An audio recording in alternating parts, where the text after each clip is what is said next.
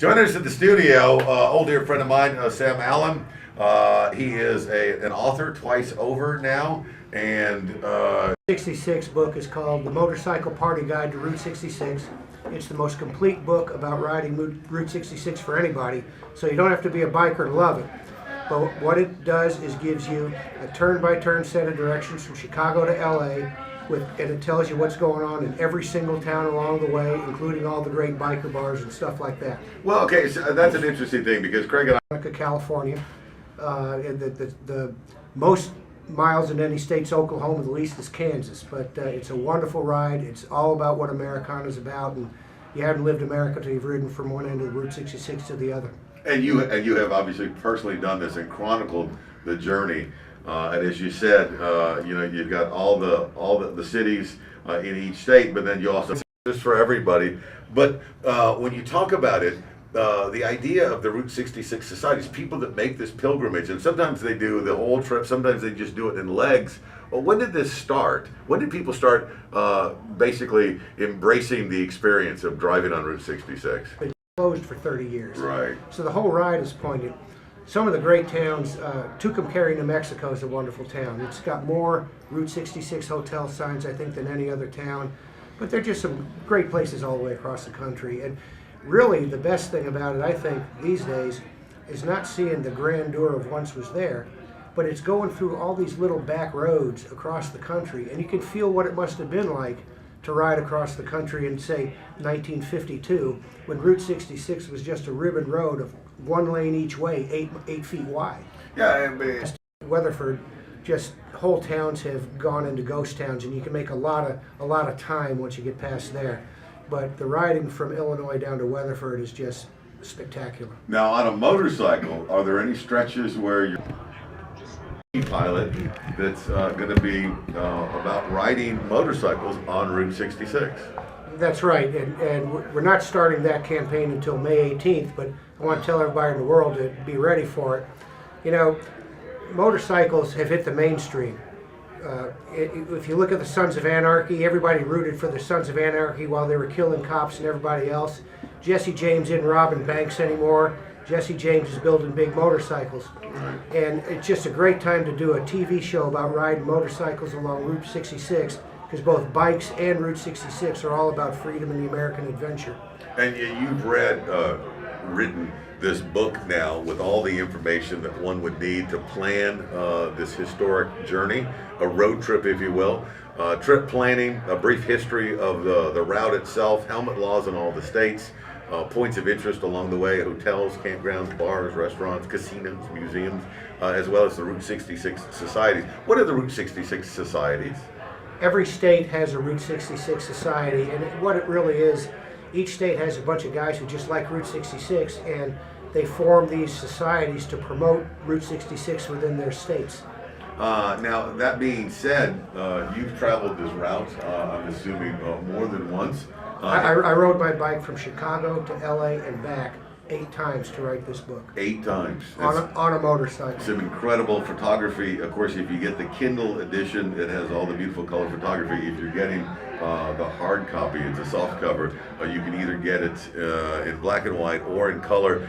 But if you're buying it from Amazon, it's a higher dollar amount. But if you buy it from the website, Route66MC.com, you get a price break on the color edition of it. Tell us some stories from along the road of your many trips across the Route 66. Well, I'll tell the most off-color one. Well, it is the Outlaw Dave Show. Why not? I was in St. Louis at a great biker bar on Route 66 called the 277 Club, because it's supposed to be on mile 277 along Route 66. And I was up there with a friend, and some guy came up and bought us a bunch of drinks, and next thing you know, the night was over. But I got up in the middle of the night because I desperately needed a Coca-Cola after all the booze I drank.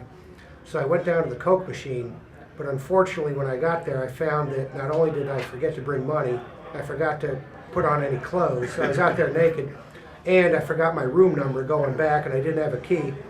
So I went down to try to find my room and knocked on the door, and some guy answered the door. I said, "Oh man, I'm about to be arrested."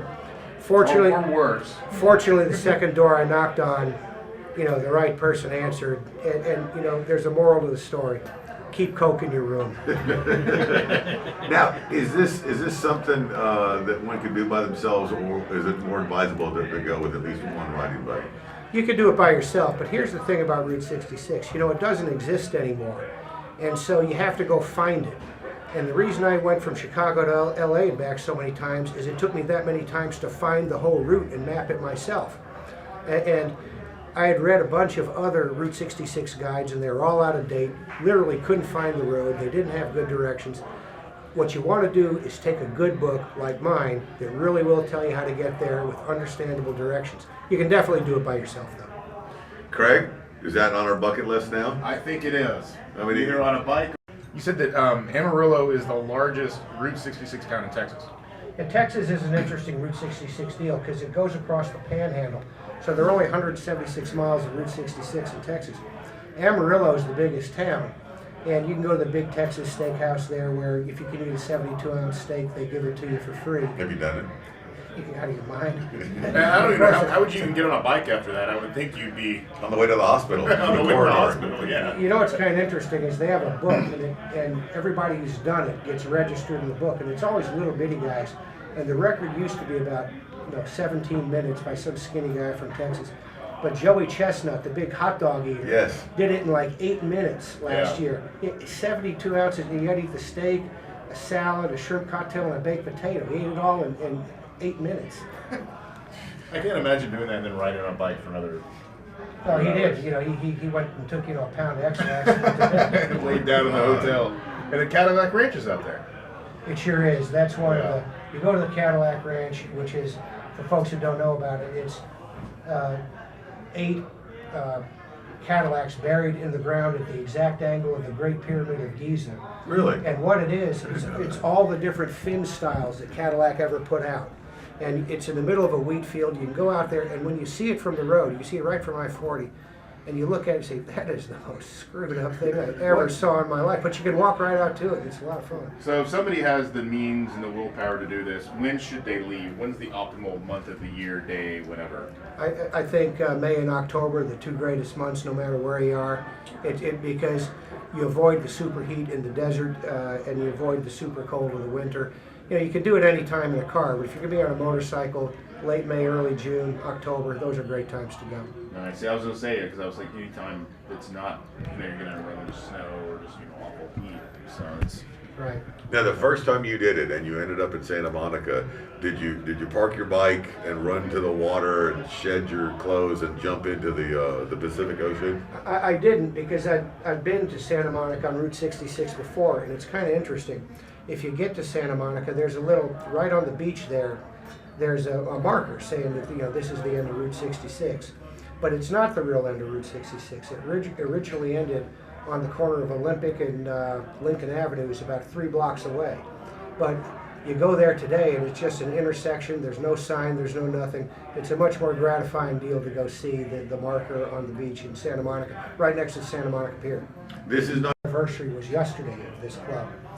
And about a year ago, it struck me that we had so much culture in our club that was going to be lost if somebody didn't put it down on paper. So I put it down on paper myself. At first, I thought I'd do it in kind of the third person, but the fact is, I founded this club, and I've been involved in all the stuff, good and bad, in it. And it's the story of the club, but it's my story in the club. I think all the members really like it, but the main thing is now we have it written down so our new members can see what our culture is and where it came from. We started with 13 guys 13 years ago. Now we have 110 members, including you, Dave. That's right. And every year we do the Deacon's Charity Ball, and so far I want to say it's been millions of dollars, and it's always distributed to children's charities throughout the year. This year the date is September 19th. It is going to be at the Bayou Event Center down over by Reliance Stadium. You can already find out information on the website, but the deal is that it is just an off-the-shelf, the top shelf evening. It is black tie, it is cocktail attire, it is full catered.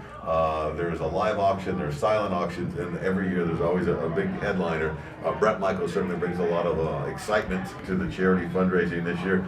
Do you know how much money you guys have distributed to children's charities over the years? We've distributed about $1,750,000. About that, yeah. Now, I got to say this though. This isn't black tie. This is biker forward. Okay, all right. This is a fun deal, and if you're going to come, you're going to have the best time.